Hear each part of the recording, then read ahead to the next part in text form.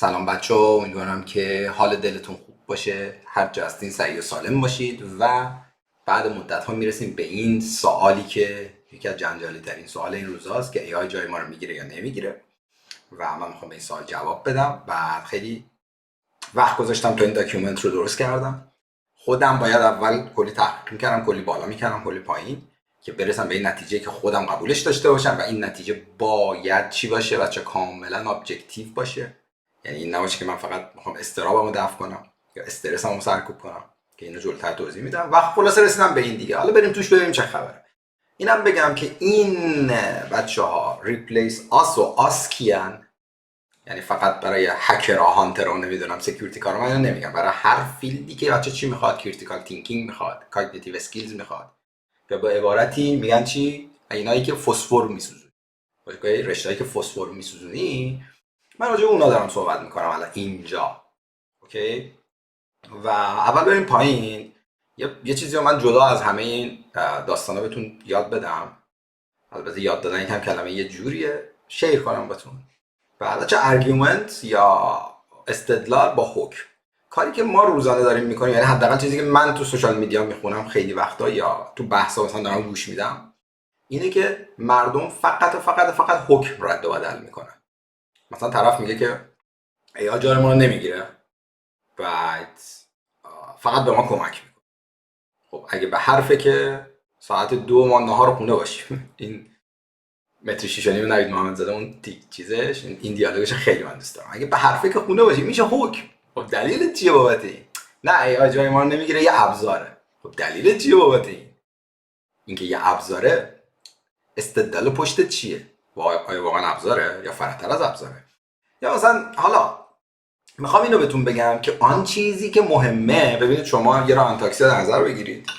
البته ما میگیم راننده تاکسی یه موقع چون مصطلح تو جامعه و میتونیم ارتباط بگیریم با هم با این واژه، برای میگیم راننده تاکسی. یه راننده تاکسی در نظر بگیرید، میشید به شما میگه که فردا شب یه شهاب سنگ میخوره رو زمین و فردا شب یه شهاب سنگ میخوره. خب چیه داستان؟ داستان اینجاست که این میشه یه حکم که به صورت کاملا شانسی و اتفاقی اینجوری شده، این شهاب سنگ خورده.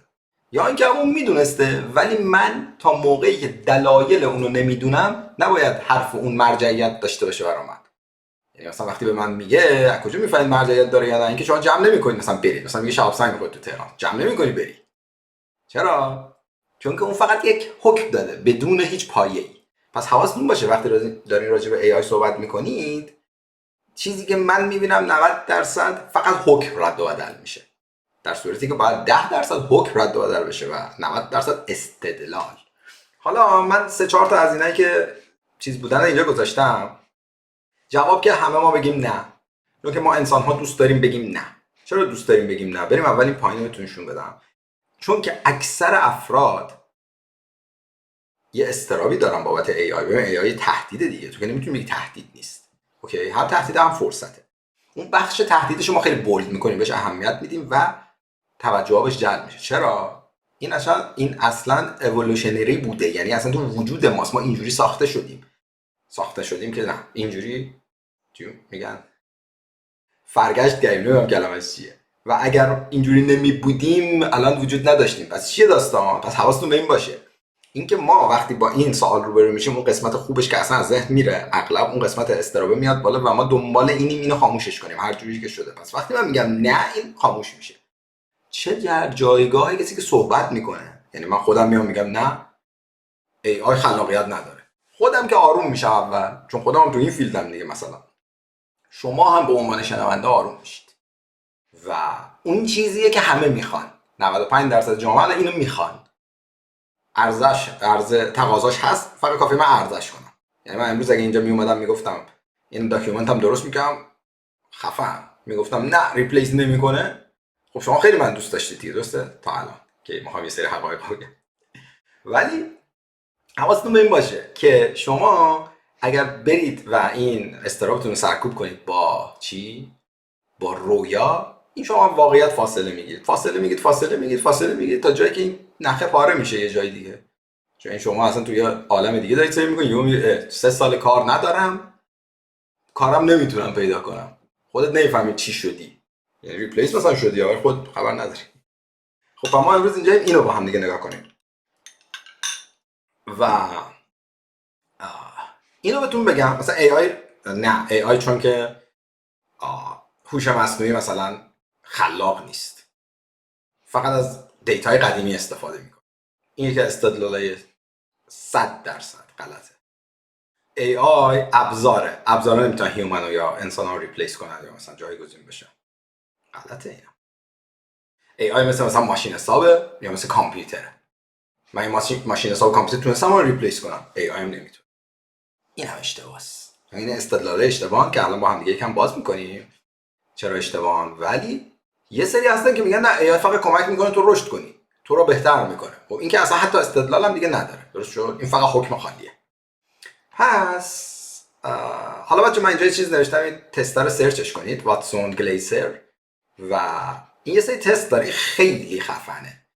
بعد اینا اکتسابی هن دیگه، میتونید یادش هم بگیرید و کمکتون میکنه، مخصوصا اگه کریتیکال تینکینگ کارایی میکنید که نیاز به فکر داره. و تستش راجع به اینه که تو اون منطق زبانیت، یعنی یه سری هستن بچه میگن منطق میخونن، مثلا گزاره ها رو، شروط و اینا رو، یا مثلا اونا درسشو خوندن مثل ریاضی. ولی شما تست IQ رو در نظر بگیرید، اولش خب ریاضی بود دیگه، فقط کسایی که ریاضی بلد بودن تست میزنن. ولی بعدن اومدن اینو چیکار کردن؟ عمومیش کردن و سیمبل گذاشتن جاش. اینم همینه، یعنی شما نیاز منطق رو بدونید، با زبان مادری تست میزنید، ولی بهت نشون میده که چقدر فرض نهفته تو مخت هست، چقدر میدونی استنتاج یا استدلال، چقدر استدلاله به حکم ربط داره. این خیلی مهمه، چون ممکنه یه استدلال کاملا درست باشه ولی اون حکم ثابت نکنه. پس اینم داشته باشید. گفتم اینجا رد میشیم، اینم بهتون بگم و بریم پایین. 7 دقیقه گذشت، سرعت زیادتر کنم. آیا AI یه طوله، یه ابزاره و آیا میتونه ما رو جایگزین کنه؟ و حالا یه سوال، خب ابزار چیزیه، اصلا تعریف ابزار چیه؟ یک چیزی که ما رو به هدفمون برسونه، درسته؟ ولی یه ویژگی مشخص داره ابزار، اونم اینه که ابزار خودش هدف نداره، خودش در راستای هدف استفاده میشه، درسته؟ ولی انسان ها هدف دارن. بعد واسه همین AI ما رو ریپلیس نمیکنه، چون که ابزار میاد در خدمت ما و ما رو چیز میکنه. بعد اینجوری اگه ما بهش نگاه کنیم، ابزار یک چیز فیکس دیدیم و یه سوال مطرح میشه، چند درصد از انسان ها اصلا اون اختیاره رو دارن؟ یعنی خود اینجا باید از دو جهت ما باید اینو بررسی کنیم. یک، وقتی ما میگیم یک چیزی که کمک کنه ما به هدفمون برسیم، خود انسان هم میتونه هدف باشه. عذرخواهی میکنم، خود انسان هم میتونه ابزار باشه. یعنی چی؟ یعنی من بخوام مثلا یک پروژه پیاده سازی کنم، به 4 نفر پول میدم اینو برام کد بزن، و اونا نمیتونن تصمیم بگیرن کدوم فیچر رو بذارن، کدوم فیچر رو نذارن، چیکار کنن. حالا من خیلی خودمونیشو دارم میگم، اینا هم یه نوع ابزارن دیگه، درسته؟ پس این ابزار بودنه اونجایی فاصله میگیره از انسان، یعنی اونجایی جدا میشن راهشون که تصمیم گیری بیاد وسط. تصمیم های چی؟ حالا تصمیم ها امروزه اینجوریه که تو سطح کد توسط AI گرفته میشه. دقت کنید، یعنی شبیه انسان تصمیم میگیره کجا ایفو بذاره، کجا السو بذاره. و تصمیم های کلانتر که مثلا آقا این فیچر رو اصلا پیاده سازی کنیم یا نه، بله اون دست انسان میمونه. ولی سوال مطرح میشه که خب مگه همه تصمیم گیرن؟ یا بذار اینجوری بگم، مگه همه مدیرن؟ پس این استدلال قوی نیست. و این که بگیم ابزاره یا نه، اگر ما ابزار رو اونقدر گستردش کنیم که AI بشه ابزار، خود انسان هم میشه ابزار. اگر ابزار رو تنگش کنیم مثل ماشین حساب، AI میفته توش بیرون، چون که AI شبکه عصبیه، ماشین حساب یه چیز فیکسه. اینا با هم دیگه خیلی فرق دارن. چرا اصلا باید مثال بزنیم به ماشین حساب؟ باید مثلا همخوانی داشته باشن دیگه با هم دیگه، درسته؟ من بخوام مثال بزنم AI رو، به انسان میتونم مثالش بزنم، نزدیکتره تا به ماشین حساب، خیلی نزدیکتره به ماشین حساب. پس حواسمون باشه. و یه نکته راجع به این که AI کریتیو هست یا نه، یا خلاق هست یا نه. ببینید خلاقیت و ما تو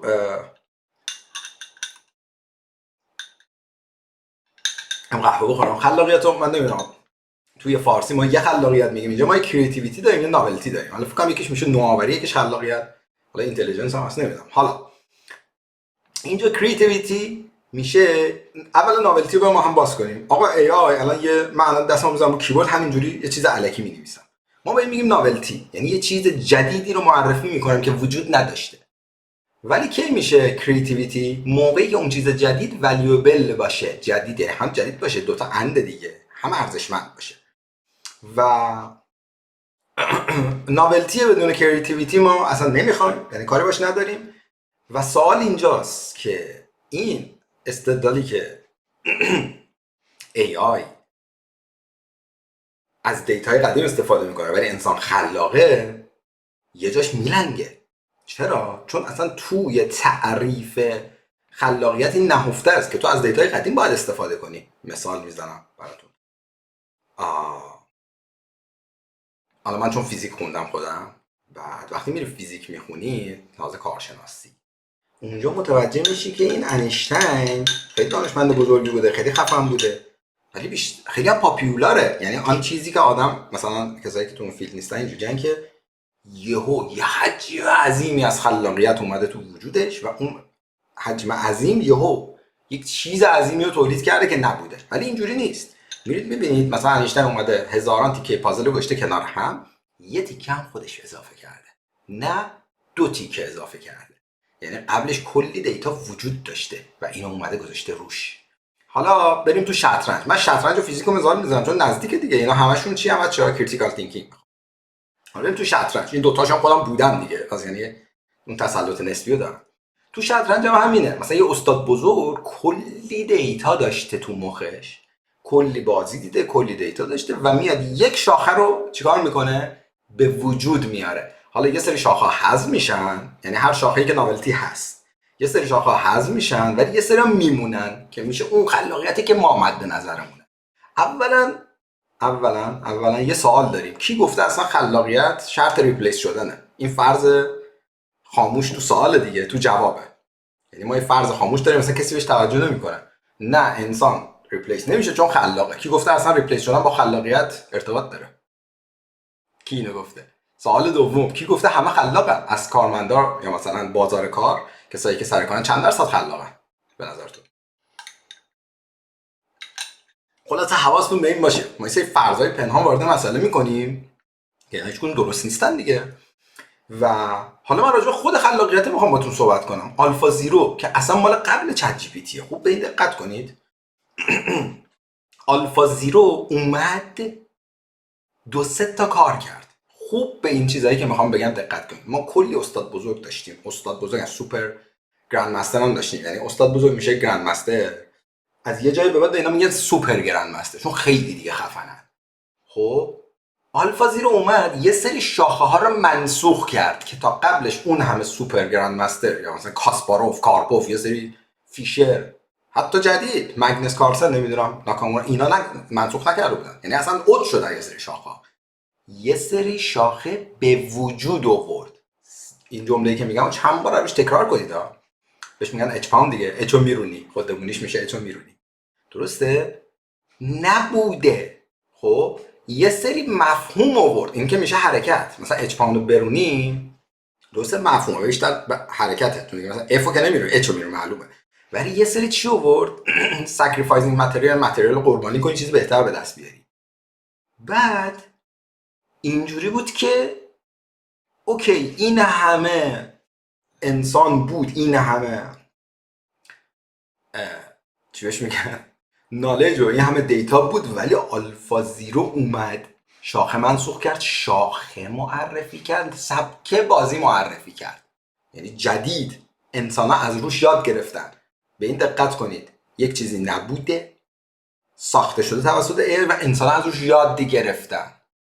نمیتونی بگی این خلاقیت نیست. نهایتش میتونی چیکار کنی؟ خیلی با استرابت مبارزه کنی، بگی نه این شطرنج، دنیای واقعی خیلی پیچیده تر. که تازه باید به اون سوال جواب بدی که اوکی قابل تعمیم هست یا نیست. بدونی که بحث کنی یا بدونی که بررسی کنی که میتونی بگی نیست. درسته؟ حالا خیلی جالبه اینم بدون یه سری ایده داد آلفا زیرو که آقا اگه شطرنج رو اینجوری کنیم شطرنج قشنگ‌تر میشه. گرفتی؟ این اوج خلاقیته و این میشه قسمت آلفا زیروش که بهتون گفتم. حداقل من توی امنیت خلاقیت دیدم از AI. پس این که AI فقط از قدیمی‌ها استفاده میکنه اولد دیتاست و خلاقیت نداره، بای دیتا یعنی توسط دیتا نه توسط کلیم یا مثلا توسط ادعای من کنسل میشه. اینو دیگه استفاده نکنید. خب هیچ وقت، حتی اگه بهتون استرس میده. اینا حواستون باشه. اوکی، اینکه ابزاره اینو استفاده نکنید. چرا؟ چون آره ابزاره، ما بحثی روش نداریم، انسان هم ابزاره. یعنی خودتو نبر جزء دسته غیر ابزارها و اونو بذار تو ابزار. اینم میشه چی؟ اینم اشتباهه. پس دو تا اشتباه. بعد اینجا هم نوشتم دیگه، کی گفته اصلا خلاقیت شرط ریپلیسمنت شدن اصلا؟ بعد اینجا هم مثل توضیحات دادم متوجه که 15 دقیقه است. حالا این یو آر ال سعی میکنم به بچه‌ها گفتم بزن رو سایت که بزنم بخونید. اوکی؟ یه قسمت دوم هم داره که تو فرض میکنی خودت خلاقی ها، ای آی نیست. در صورتی که اینجوری نیست دیگه. چند درصد از کارمندای چند نفر کسایی که تو بازار کارن یا هانترای کسایی که دارن پول در میارن خلاقن مگه؟ تعدادشون فکر نکنید بالاست. خب و حالا بریم سراغ ریپلیسمنت. اصلا چیه؟ چه فاکتورهایی در ریپلیسمنت مؤثره؟ ببین ما یه سری فاکتورها داریم، یکی توانایی کیپبیلیتی، یکی هزینه، یکی دیسیژن میکینگ، ریسپانسیبیلیتی یا مسئولیت، تراست، یا مثلا اون چیزهای ذاتی مثلا دست و پا داشته باشی اینا. ببینید فقط که نمیشه اون کلکیولیشن به اون خلاقیته. یعنی نمیدونم هر چی که شما، یعنی بیشتر چیزای مغزی. خب خیلی چیزای دیگه هم هست. پس ما باید اینا رو همه در نظر بگیریم. یعنی شما این بشه بخش امیدوار کنندش. یعنی شما ای آی قوی تره تو کاملا.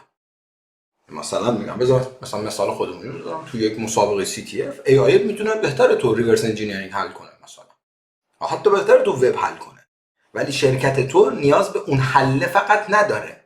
نیاز به چی داره؟ تراست هم داره. نیاز به این داره که به تو اعتماد کنه و نیاز داره تو ریسپانسیبل باشی. انسان یه چیزی که داره، حالا نه همه انسان ها، ولی کارمندایی که مثلا من راجع به کارمند صحبت میکنم، بچه شما تمرین بدین رو چیزی، حالا اون تیکه فریلنسر هم کار میکنه. خب انسان ها پاسخگوان، یعنی وقتی میذاریشون چرا این کار کردی، پاسخگوان راجع به اون کار. ولی خب ای پاسخگویی نداره دیگه. یعنی لازم مغزی هم تو اینجوری که داری ماشین رو بازخواست میکنی اصلا چی میشه؟ ولی انسان میتونی باهاش صحبت کنی، بالا برین چپ پایین بیاین چکشکاری کنید و انسان تو این تیکه ارتباط انسان با انسان ریسپانسیبیلیتی پیک میزنه، درسته؟ میره بالاتر. ولی مثلا برای ای آی اینجوری نیست. ای آی با انسان کمتر ارتباطه. ممکن بین خودشون ای آی بتونن خوب صحبت کنن، ولی ما ارتباطمون با انسان ها فعلا بهتره. و یا مثلا همون دیسیژن میکینگ، حالا مثلا اونی که مدیره یا مثلا نیروی که نیاز به تصمیم گیری داره، اون که نه به این سادگی ها، یعنی ضرب اینا خب میشه اون ریپلیسمنت یا اون چی میگن جایگزین شدن. حالا یه چیزی اینجا من بگم بعد بریم پایینتر. اگر یه کاری شما دارید انجام میدید که این فکر کردن نمیخواد، فقط و فقط جاجمنت، هیچ چی نمیخواد، خب یعنی نمیدونم ریسپانسیبل نباید باشی باش، نمیدونم فکر کردنم نمیخواد، که یه ماشین میتونه اینو انجام بده. یعنی چی؟ یعنی که تو با یک اسکریپت پایتون یه کلمه هم بهش اضافه کردم من، چی؟ اینتلیجنت. یعنی یه اسکریپت پایتونی که خودشو میتونه تغییر بده. اگه تو مثل اون باشی میشه گفت تو توی خطری. یعنی اینجا ریپلیسمنت بچه‌ها، من اینو خطر میبینم. پس کم کم دارم به این سوال جواب میدم. آیا کنید به این سوالی که اینجاست که آیا ما ریپلیس میشیم یا نه، اون بالا جوابش بذارید یکم پایین‌تر جوابش بدم، حالا ذهنتون آماده کنم. خب بریم اینجا بچه‌ها. اصلا این سوال به نظر من غلطیه. چرا؟ میشویم یا نمیشویم، یعنی ما دنبال یس یا نویم. ولی ریپلیسمنت بچه یه سویچ نیست که پق بزنیش شدیم یا مثلا بزنیش بالا نشدیم. چیه بچه ها؟ حالا بهش میگن اسپکتروم، هم بهش میگن طیفه. یک طیفه و جایگزینی به این شکلی نیست که مثلا ملموس باشه. این خیلی مهمه ها. یعنی اینجوری نیست شما بفهمید جایگزین از کجا میدونید نشدید تا حالا. یعنی اینجوری اتفاق میفته، حواست باشه. یعنی بدونی که متوجه بشی جایگزین میشی. چرا؟ یعنی چی؟ ببینید شما جایگزینی رو یا ریپلیسمنت رو باید در تقاضای بازار کار ببینید. بازار کار که ما میگیم فریلنس بودن یه سابستی از بازار کاره. به صورت کلی داریم باشه نگاه میکنیم. یعنی چی؟ یعنی اینکه مثلا میگم 2 سال پیش نیاز به 1000 تا کارمند بوده، حالا کارمند ما نیروی متخصص بوده در کل دنیا، امسال مثلا شده 500 تا.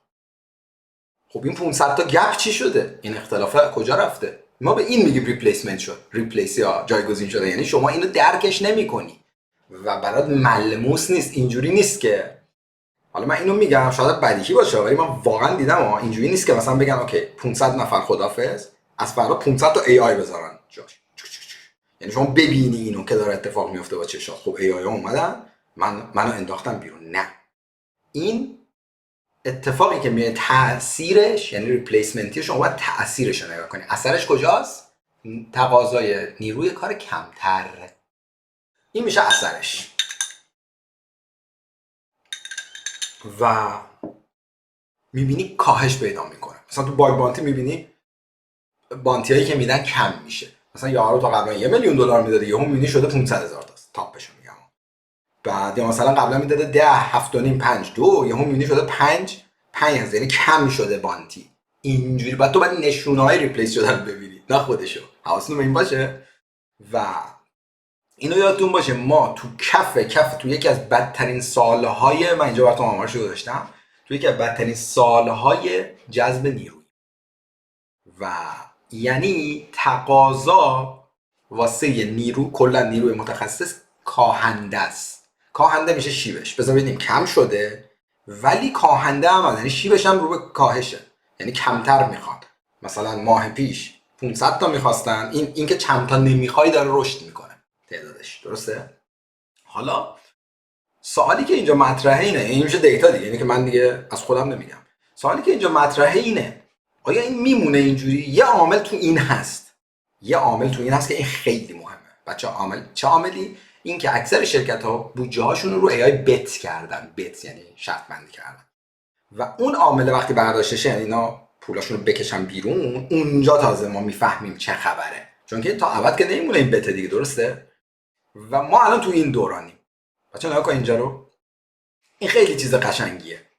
یعنی ما فیزیک که میخوندیم همش یادمه. بعد خیلی با دنیا اینو من مثلا میتونم تطبیق بدم. ما و ای آیو ببینید، تا قبل از اینکه این سمت چپ رو در نظر بگیریم، مخزن رو، و این میشه ما قبل از ای آی. یه مخزن اومد اینجا سمت راست، منم تشبیه میکنم که راحت‌تر جا بیفته. یه مخزن ما سمت راست اومد، به این میگن ظرفیت. یه ظرفیتی باز شد به نام ای آی. موقعی که ما تونستیم به این کانکشن، یعنی سال 2022 که ای آی اومد، یعنی من ای آی از سر چت جی پی تی میبینم دیگه. قبلش هم آلفا زیرو بود دیگه، از اونجا بیایم ببینیمش که دیگه ما باش تعامل نزدیک کردیم. چون قبلش آلفا زیرو مثلا تو خودش داشت، اصلا به ما نمیدادن که. چه اتفاقی میفته؟ این که ما بیایم تا با هم سینک بشیم، اوایل سرعت تغییرات بالاست. نکنید اول این بالا نگاه کنید، وقتی من میزنم نکنید، اینجا نگاه کنید چقدر سریع میره بالا، بعد آروم میشه دیگه. نکنید بعد دیگه کم کم به تعادل میرسه. یعنی اول سرعت تغییرات خیلی بالاست، بعد کم کم کم کم به تعادل میرسه. نمودارش هم میشه این. نکنید ما الان تو این فاز گذاریم تا به تعادل برسیم. از نظر من هنوز این تیکه میگم، من نظر من این که تو این حالت کیاس هستیم، میگن کیاس دیگه، یعنی پیچیده است هنوز. همین که ما شرکت ها پولشون تو بت گذاشتن یعنی کیاس. ما تو کیاسیم. این که تو کیاسیم بحثی توش نیست. این که من به نظر من این کیاس تموم میشه و میرسیم به استیبیلیتی، اونجا باید ببینیم چه خبره. این میشه این تیکه شخصیه. درسته؟ یعنی من پیش بینی نکنید که این کیاس تموم میشه، چون الگوهاشو دیدیم و این کیاسه که تموم شد به تعادل میرسیم. حالا رو تو نقطه تعادل بازار کار نیاز به یه سری انسان داره. یا تو جزء اون دسته از انسان ها هستی که بازار کار میخوادت یا نمیخوادت. اگه نمیخوادت تو باید بیشتر تلاش کنی که بخوادت. ما به این حالت میگیم ریپلیس شدن. حله؟ پس اگر 2 سال دیگه، 1 سال دیگه بازار کار تو رو نخواست، ما به این میگیم ریپلیس شدن. ولی اگه خواستت یعنی نه، ریپلیس نشد. این نکته دیگه هم که وجود داره، ریپلیس شدن نشدن دوباره سویچ نیست دیگه. درسته؟ یعنی تو میتونی آدمی باشی که بازار کار نخوادت، بعد بری جلوتر و بازار کار تو رو بخواد. اینجوری بهش نگاه کنید بچه‌ها. دنبال یس و نو نه، چون اغلب تو ذهن اینه که خب ریپلیس شدم دیگه تموم شد. مثلا این نیست. حواستون به این باشه. و من میتونم به شما بگم اگر شما فلکسیبل یا منعطف نباشی the danger is real. خطر واقعیه. یعنی اون دسته از افرادی براشون خطر وجود داره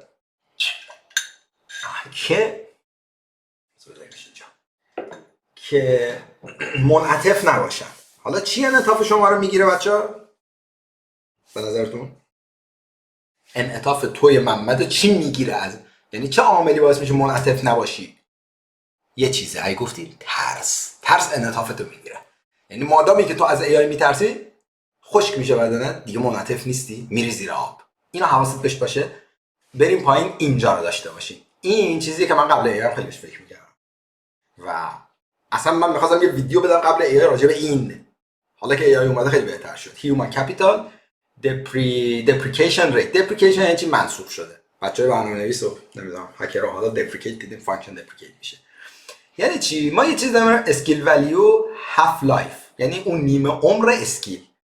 خودمونیش میشه چی؟ ببین من دیدم من 20 سال بیشتر تو این کارم. اینو نگاه کنید، قرمز کردم، این منم.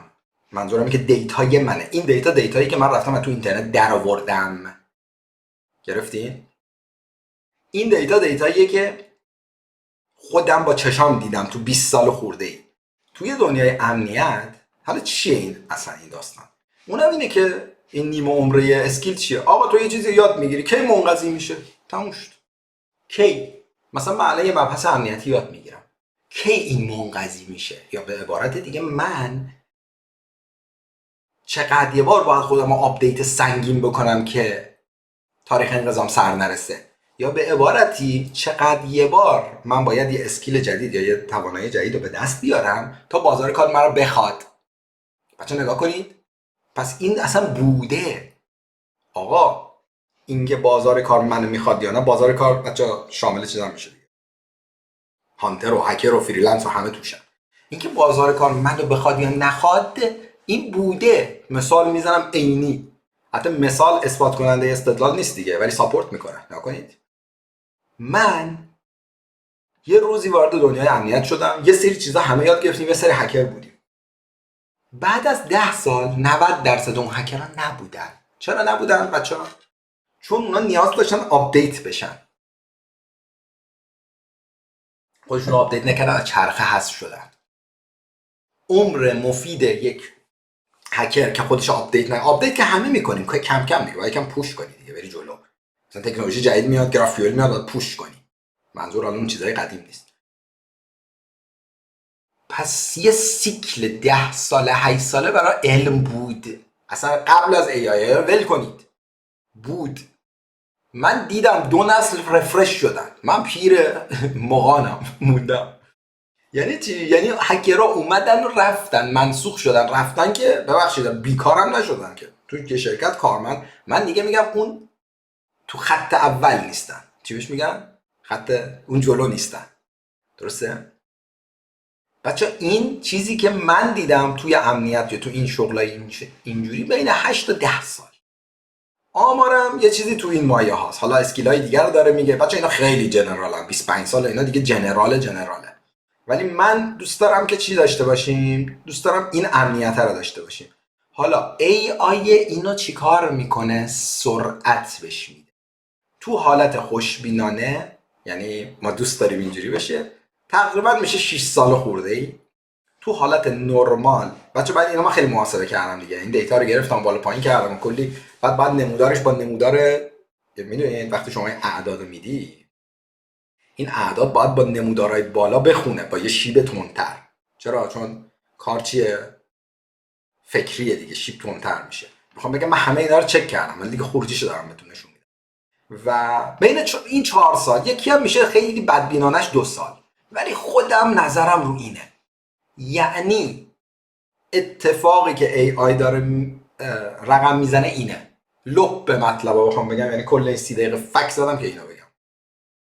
تو قبلا میومدی هک یاد میگرفتی، 10 سال بعد منقضی میشدی میرفتی تو گاراژ، الان 4 سال بعد منقضی میشی. حالا شما دیگه درصد خطا توش بذارید دیگه، یا 5 یا مثلا 3، پایینش 2.5 بالاش مثلا 7 6. پس شما یه نرم در نظر رو بگیرید که سرعت بیشتر شده و شما نیاز دارید 4 سال یه بار یا 5 سال یه بار، به نظر من 4 سال یه بار خودتو آپگرید کنی. یعنی باید زحمت بیشتری بکشی. یعنی دنیای امروز باید زحمت بیشتری نسبت به قبل بکشی. زحمت منظور فکریه نه یعنی. خب این با کل فلسفه دنیا در چیز دیگه هم راستاست دیگه. یعنی کارا فکرشون اون تیکه مغزی داره بیشتر میشه. و این از این بچه‌ها. پس چیزی که من می‌خواستم بهتون بگم اینه، این قبلا هم بوده. افرادی که خودشون رو آپگرید نمی‌کردن، بازار کار دیگه نمی‌خواستشون. اصلا ریپلیس رو بذارید کنار. روی این جمله تمرکز کنید. بازار کار دیگه اونا رو نمی‌خواست بعد 10 سال. بازار کار منظور چه؟ کارمندی در سطوح خوب، یعنی کارمندی که بالا باشه، نه یه کارمند دد مرده که به روزمرگی عادت کرده. منظورم اون نیست. نمیگم بعدا هر کی زندگی خودش رو تصمیم میگیره. قبلا 10 تا 8 سال بوده، الان نصف میشه، تقریبا میشه 4 سال که بازار کار تو رو نخواد. پس جواب این سوالو اینجوری نده یا ما ریپلیس میکنه یا نه، اینجوری بگو تا کی بازار کار منو نمیخواد. الان سریعتر اتفاق میفته، سریعتر اینجوری. حالا من خود چیزو یه مروری با هم بکنیم، خود قدرت ای آیو. خب بچه این خیلی چیز جالبیه. این خطیشه. اولا که نمایی رشدگر قدرتش یه چیز دارن، چی بهش میگن، شاخص هست به نام METR. سرچش کنید، یا METR. حالا سرچش کنید. من اینجا نذاشتم چیزشو متاسفانه. این که چیه؟ METR یه شاخصه. این که میگه آقا یه نفر اکسپرت رو بذاریم که یه کاری رو بخواد انجام بده، هیومن چند ثانیه طول میکشه؟ 1 دقیقه، 2 ثانیه، 5 دقیقه، 10 دقیقه. مثلا میگم یاش میام آقا میگن مثلا محمد هکر خفنی. خب محمد برو این سایت رو هک کن. محمد میره 4 ساعت هک میکنه میاد. پس مترش میشه 4 ساعت. یعنی یک نفری که فنیه و خوبه در نظر میگن، نگاه کن هیومن اکسپرت، که یه کار رو تو چقدر انجام میده. مثلا ساده ترین کارا چیه؟ یه عکس رو ببینی بگی تو این عکس مثلا چند نفر هست. خب مثلا 3 نفر 2 نفر. مثلا میشه برای انسان نگاه کنه 2 ثانیه 3 ثانیه. حالا این میشه یک بنچمارک قدرت AI. یعنی AI ما میتونیم اینجوری تشخیص بدیم. این نمودار لگاریتم چیزیه، نماییه، و اینجوری تو نمایی میبینید که کل نمودار از بین میره، اون تیکه آخرش میمونه. اگه ما لگاریتمش رو نگاه کنیم، قدرت AI اینجوری داره زیاد میشه، نمایی. حواستون باشه. نکنید. یعنی روزی که GPT اومد کارهای 1 2 3 ثانیه‌ای میتونست انجام بده، امروز کلاود 12 ساعته انجام میده. یعنی یه کاری که حالا دیگه 12 ساعت رو میان تقریب میزنن که آقا یک کاری که یه انسان تو یه روز میتونه، یه انسان متخصص تو یه روز میتونه انجام بده، کلاود هم میتونه انجام بده. پس خودتو با این که انسان خلاقیت داره، نمیدونم کلاود ابزار ماشین حسابه گول نزن. واقعیت رو ببینش. پس کلاود میتونه این کار رو انجام بده.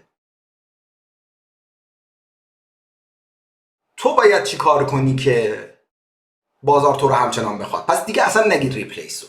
تو باید چی کار کنی که بازار تو رو همچنان بخواد؟ اوکی؟ من چیزی که جمع‌بندی براتون میکنم اینه. با کلی فکر رو بالا و پایین، AI یه ظرفیت این تیکه فرضه، یه ظرفیت 100%، حالا نمیگه 100%، واحدی اضافه کرده به همه آدمای جهان. به همه آدمای جهان. حالا اون تیکه تو نمیتونی پولی بگیری، اون که 200 دلاری داره، اون که فری داره، رو شما چیکار کنید؟ مثلا بیاید درصد خطای یه دایورژنی براش بگیرید. مهم نیست اون انقدر تو بازی نیست، پس بهش فکر نکنید الان که نه اون 200 دلاری داره من فری دارم. به اون تیکه لحظه فکر نکنید. اون تو حالت تعادل برابر میشن. اکثر آدما با یه خطای کوچیک با هم یکی میشن. حساب کنید.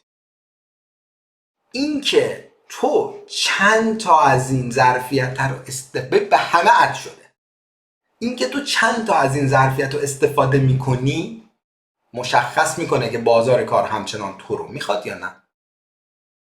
مثال عینیش ما یه سری هانتر داریم، AI آوردن تو کارشون، درآمدشون ضرب در 10 شده. 10 یعنی این واقعیه، دیتاش هست. یه سری هانتر هم داریم که همون AI اومده و نیوردنش تو کاراش، استفاده نکردن یا اصلا تهدید دیدنش، ترسیدن ازش، هر چی من نمیدونم، یا و اونا مثلا 10 دونه این ظرفیت استفاده کردن.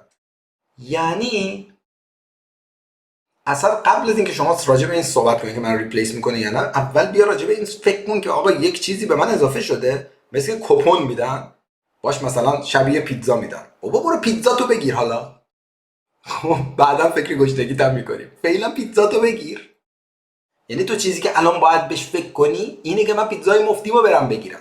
پس این AI به شما یه چیزی اضافه کرده و اون چیزی که و شما باید برید همشو بر تا جایی که میتونی باید بمکی، مثل یه همستر باید بیفتی به جونش. خب اگه فلکسیبل باشی اتفاقی میفته، یعنی تو اگه منعطف باشی به جای اینکه بترسی ازش میری سمتش، ازش استفاده میکنی.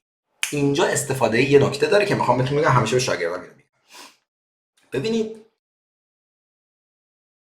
اولا که اگه بترسی، ترس تو رو کنترل میکنه. تو موقعی که میترسی، خب به صورت ناخودآگاه تصمیماتت میره رو دور تند، یعنی عجول میشی. چرا؟ خاصیتش دیگه ما ترس رو ببری دیگه. حالا این بدبختی اینه که تو هی تو اون گردابه غرق میشی، یعنی ترس اصلا همین تغذیه میکنه. یعنی تو میترسی، تصمیمات سریع میگیری که این ترس از بین بره و ترس از همین تغذیه میکنه و میمونه. این اتفاقیه که به اندازه موی سرم توی کلاسام میفته. بچه‌ها میخوان باگ بزنن، از ترس اینکه نکنه باگ نزنیم، نکنه به درد این حوزه نخوریم، هی خودشونو میندازن تو سرعت اون ترس رو تغذیه میکنه، میمونن، باگ نمیزنن. چی میشه؟ یه سال 2 سال باگ نمیزنه، یهو یه تقه میخوره، به عبارتی افسرده میشه. افسرده واقعی نه، افسرده میشه، بعد بیخیال میشه، شل میکنه، بدن میاد رو آب، بعد یهو میره باگ میزنه. گرفتی چی شد؟ اونجا بدن شل میشه. باید شل باشی، یه ذره منعطف باش، سفت بگیری میری زیر. درست شد؟ پس اولا روی این ترس نباید بذاری کنترلت کنه. ترس فلکسیبیلیتی ازت میگیره. اوکی؟ پس تو پیتزا تو بگیر از AI. اوکی؟ دو، نباید برده ای آی شی، نباید دیپندنتش بشی. چجور یا شاید دیپندنتش نشم؟ نظر من اینه، اگر تحلیلاتو بدی به AI میشی برده AI، اون باید برا تو کار کنه. اگه تو بدی بهش تحلیل کنه برا تو، میشی تو برای اون داری کار میکنی. مثال واضح آوردم چون میدونم چون این تو کلاس هم میگفتن بچه‌ها بودم مثال بزن. مثال گوش بابا آوردم به خدا. مثال کجاست؟ بذار خودم مثال بهتون میزنم دیگه. مثلا آقا بیا برو این کد رو برام آنالیز کن، باگ داره یا نه. پس سوال اینجاست تو چی کاره ای؟ اگه قراره تو بهش بگی برو بکن آنالیز کن باگ داره یا نه، خب تو رو برات میدارم، یه اسکریپت پایتون میذارم جات بهش بگه، اصلا میذارم خودش به خودش بگه. این اشتباس. پس تو تحلیل رو ببین، تو دوران قدیم کسی نبود براتون تحلیل کنه. مثلا تو می‌خواستی ببینی این کد باگ داره یا نه، باید میافتادی دنبال انسان‌هایی که سوادشو داشتن، کلی هم مثلا میرفتی پیششون و فلان اینا تا این کارو بکنن. خودت مجبور میشدی کم کم تحلیلام بکنی، اذیت میشدی. الان نه. الان اینجوریه که تو میتونی با یه کلیک برات تحلیل بکنه. البته حالا یه بخشی هم هست که اون نمیتونه کامل مثل انسان هنوز تحلیل کنه، یه جاهایی نمیتونه، یه جایی هم میتونه. حالا بحث اون فعلا اون نیست، اون خیلی کوچیکه مارجینش. ولی میخوام اینو بهتون بگم که الان با یه کلیک برات تحلیل میکنه. یا مثلا این خیلی بده، پس تو کم کم کم کم کم کم کم کم عادت میکنی به این. وقتی که به این عادت کنی تو 1 سال دیگه نمیتونی بگیریش. عین مواده، باید ترک کنی. من فکر دیگه مغز تنبل میشه. پس نگاه کنید، من دارم بهتون میگم چه خبره ها، یعنی دارم اون تیکایی که ممنوعه رو بهتون میگم. 1، پیتزا تو بردار هر شب. 2، ترس نذار کمکت کنه، چیز کنترلت کنه. ترس باعث میشه که منعطف نباشی و بری به سمت این بازار کار نخوادت. 3، تحلیلاتو نده AI به هیچ عنوان. خب یاشار چی رو بدم AI؟ پس چی کار کنم؟ مثلا به AI بگو برو کل اینترنت رو سرچ کن، امنیتشو میگم، مقالات امنیتی رو ببین، فلان کن، برمان کن، نگاه کن، خوباشو دسته‌بندی کن، بچین، آسیب پذیری رو نشونم بده، یاد بده به تموم شد. ازش کار بکش. برو کل گزارش‌های مثلا چه میدونم گزارش امنیتی که روی مثلا نکست جی اس تو گیتابشون هست رو نگاه کن، دونه دونه برام جدول بزن، چند درصدش چیان، تایتل باگا رو بزن، برام یه کد بذار، نگاه کن یه کد بذار، کد آسیب پذیر میخوام اکسپلویت کنم، دیگه بهش نگو اکسپلویت کن. عین یک نیروی کار ازش کار بکش، شلاق باید بزنی بهش. بعد تحلیل، یعنی جای خوبش رو خودت بردار که تحلیل میشه، چون به نفعته. حتی جای خوبش که میگم باید انرژی بذاری، اذیت میشی یا دردت میاد، ولی جای خوبشونه. اون جای بدشو کار گلو بده به اون. جز این باشه بازار کار تو رو نمیخواد دیگه. چرا؟ چون وقتی که تو داری به ای آی میگی برو برام تحلیل کن، در واقع تو این اسکیلو به دست نمیاری. یعنی حتی وارد این نمیشه که اسکیل به دست بیاری که 4 سال بعد آپگریدش کنی. خب این دیگه چیز میشی دیگه، اذیت میشی. اینم بهتون بگم شطرنج مثال بزنم 40 دقیقه شده دیگه، الان تمامش میکنم. که تو وقتی میخوای شروع کنی برای تازه کاراست، بچه‌ای که زیر 2 سال زیر 3 سال تو بانتی تو امنیت تو این حوزه، اینو یادتون باشه، یا به نظرم حتی پروگرامینگ و جاهای دیگه. ببینید تو شطرنج به شما میگن این اصول رو رعایت کن، پیاده مرکز، نمیدونم چی فیلا تو قطر باشن، نمیدونم اسب مرکز صفحه باشه، یه سری اصول داره که تو باید این اصول رو رعایت کنی. تو اوپنینگ باید این کارو کنی، آخر بازی باید این کارو کنی فلان. اگه تو اینا رعایت نکنی خراب میشه بازیت و ریتینگت رشد نمیکنه. ولی وقتی اینا رعایت کنی، سختی هم میکشی، اذیت هم میشی، رشد میکنی. بعد که رشد کردی تو سطوح بالاتر میتونی رعایت نکنی. گرفتی چی شد؟ اونجا حق داری. پس وقتی ما اینجا میگیم که نده آنالیز کنه برات یه کدیو، منظور تویی نیست که مثلا خودت سنیوری، تو میتونی، به نظر من میتونی بدی، مشکلی نداره، تو واقفی به کار. خب ولی بچه‌هایی که زیر 2 سال و نیمه وارد این حوزه شدن، از نظر من یک سایلنت کیلره. یعنی جوری میکشتت یه روزی که یهو به خودت میای میبینی هیچ جا دیگه نمیخوادت، هیچ باگی هم نمیتونی بزنی، یه روز این اتفاق برات میاد. پس جلوشو بگیر، نده برات آنالیز کنه، خودت آنالیز کن، اذیت میشی، اشکت در میاد، گریت میگیره، ولی این ماهیچه مغز قوی میشه. گرفتی چی شد؟ بعد یعنی اول رشد کن، بعدن قانونا رو خم کن، تازه نشر کن. خب پس من 5 تا تیک‌اوی براتون گذاشتم اینجا، اینا رو بگیم و بریم. آنالیزو خودت انجام بده. پس من میگم اگر باتم لاینش میشه این، اگر این کارا رو بکنی با توجه به همه این توضیحاتی که بهت دادم، بازار کار تو رو همچنان میخواد. پس ریپلیس اینا رو دیگه نپرسید، سوالش یه جوریه، میدونی؟ اگر این کارا رو کنی به نظر من بازار کار تو رو میخواد. همین. و اگر بازار کار تو رو نخواست، تو میتونی با انجام دادن این کارا یه کاری کنی بازار کار همچنان تو رو بخواد. یعنی فرصت کامبک داری. تو ذهنتون این که تموم شده و نیارید. درسته؟ فقط سخت‌تر میشه. خب پس چیکار کنید؟ تحلیل رو این برای کسایی که بچه تازه شروع کردن دیگه. واسه اونایی که بعد 3 سال و ایناست که مدام 3 سال خود تشخیص بده سنیوری یا نه دیگه. شما به نظر من اوکیه. یعنی من یاشار میتونم 80% بدم ای آی چیزا. بعد اون تیکای خوبشو بردار، پیتزا تو بخور، انرژی تو سیو کن، اون مثالایی که براتون زدم، ولی نده این کدو برام تحلیل کن. این جعبه چجور حل میشه؟ این صفحه آسیب پذیره یا نه؟ اینا سایلنت کیلر نه. یه شور من اینو میدم که بعد راهش یاد بگیرم دیگه خودم میرم. شب بخیر، 3 سال دیگه میبینمت. خب دونات نذار ترس تو رو کنترل کن. ترس چیو میبره ازت بچه‌ها؟ فلکسیبیلیتی تو یا اون انعطاف تو میگیره، خشک میشی، میری زیر آب، غرق میشی.